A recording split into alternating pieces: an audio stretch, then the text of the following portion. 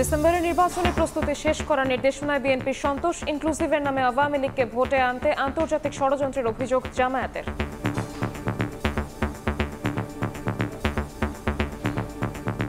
আমরা দাবি করছি যে এই নির্বাচনে যেন অবাধ, নিরপেক্ষ এবং সকলের কাছে গ্রহণযোগ্য হয়।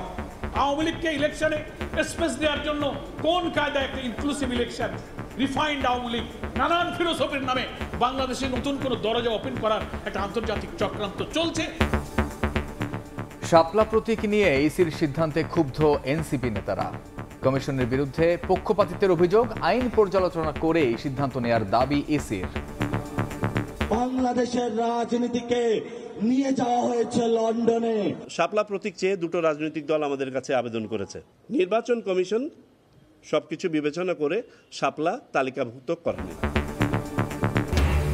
জুলাই হত্যাযজ্ঞে শেখ হাসিনা ও কামালের বিচার শুরু। নিজের দায় স্বীকার করে রাজসাক্ষী হলেন সাবেক আইজিপি মামুন। সূচনা বক্তব্য 3 আগস্ট, 4 তারিখ সাক্ষ্য গ্রহণ।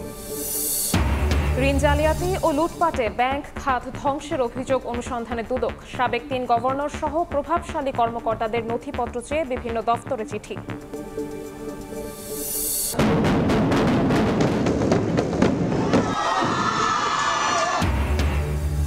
এসএসসি ও সমমান পরীক্ষার ফলাফল পেয়ে উচ্ছ্বাস। সারা দেশে গড় পাশের হার 68%, কমেছে জিপিএ 5, এবার পেয়েছে 1,39,000।